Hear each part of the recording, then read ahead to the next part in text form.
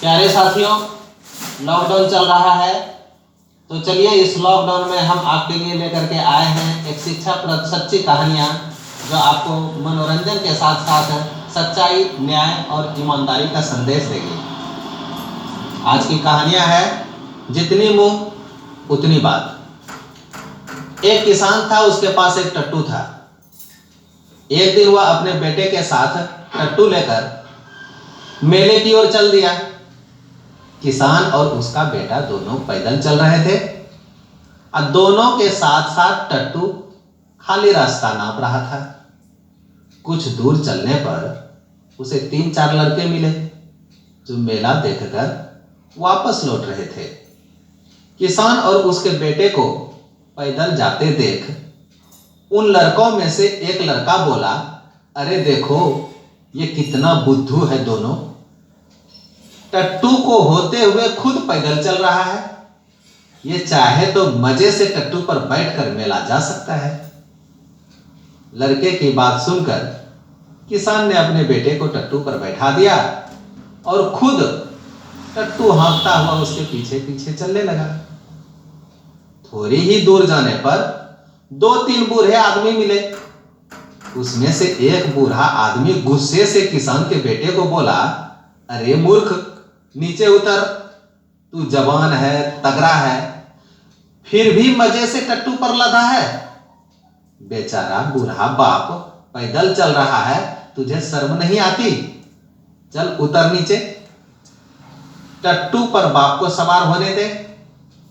यह सुनते ही किसान का बेटा टट्टू से नीचे उतर गया और बाप से बोला, बाबा ठीक ही कहते हैं, अब आप ही सवार हो जाइए।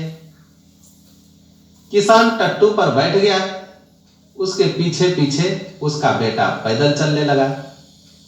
थोड़ी ही दूर आगे जाने पर कुछ स्त्रियां मिली जो अपने बच्चों को मेला दिखा करके लौट रही थी।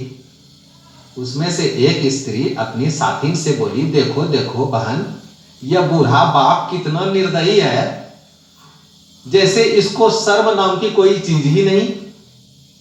यह खुद मजे से टट्टू पर सवार होकर बैठा है और बेटे को धूप में पैदल घसीट रहा है। हाय रे हाय, टट्टू के पीछे दौड़ते दौड़ते बेचारे का मुंह देखो तो कितना सूख गया है। अब किसान क्या करता, उसने बेटे से कहा कि चल तू भी मेरे पीछे सवार होकर बैठ जा।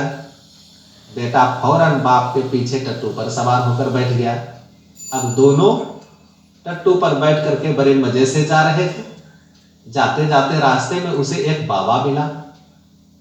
उस बाबा ने जब दोनों को टट्टू पर सवार हुआ देखा तो उसकी आंखें फटी की फटी रह गई। उसने मुंह बनाकर बोला, अरे भाई ये किसका टट्टू पकड़कर लाए हो? किसान ने उत्तर दिया, बाबा टट्टू तो हमारा ही है। क्यों, कोई बात है क्या? बाबा जी बिगड़ कर बोले, यह टट्टू तुम्हारा है और तुम्हें शर्म नहीं आती? जब तुम दोनों इस पर सवार होकर के लदे हो तो ऐसा लग रहा है कि इसकी जान ही ले रहे हो। तो कौन मानेगा कि यह टट्टू तुम्हारा है? इस पर किसान और उसका बेटा दोनों टट्टू से नीचे उतर गए और बोले, बाबा अब आप ही बताएं हम क्या करें? बाबा जी ने उत्तर दिया, सीधी सी बात है, जिस प्रकार तुम दोनों इस टट्टू पर लद कर आए हो उसी तरह तुम इसे कंधों पर लाद कर थोड़ी दूर लेकर के जाओ, तब हम जाने कि यह टट्टू तुम्हारा है। बाबा जी क्या, यह कहकर बाबा जी आगे बढ़ गए। वे दोनों बाप बेटे बड़े मुश्किल में पड़ गए।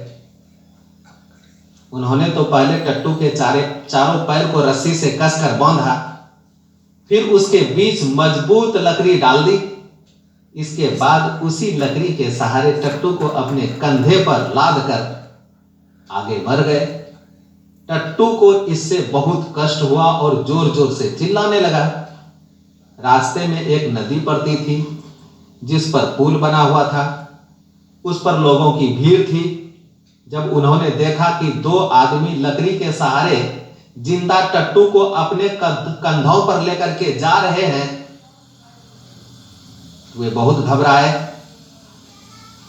फिर सबके सब उन्हीं के पीछे दौड़ने लगे और तालियां बजाने लगे, जोर जोर से चिल्लाने लगे। शोरगुल सुनकर टट्टू और भी भड़क गया और छटपटाने लगा तथा रस्सी तोड़ने की कोशिश करने लगा। आखिर उसके पैरों में बंधी रस्सी तराक से टूट गई। वह धड़ाम से पुल के नीचे जा गिरे और गिरते ही मर गए। बेचारा किसान वहीं पुल पर बैठकर माथा पकड़ करके रोने लगा।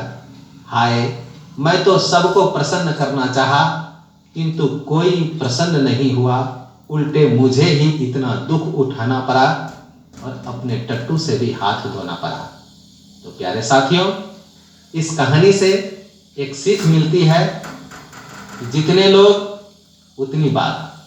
अतः लोगों की बातों को सुन करके क्या करना चाहिए, क्या सही है, क्या गलत है, अपने सोच, अपने समझ और अपने विचार से काम लेना चाहिए।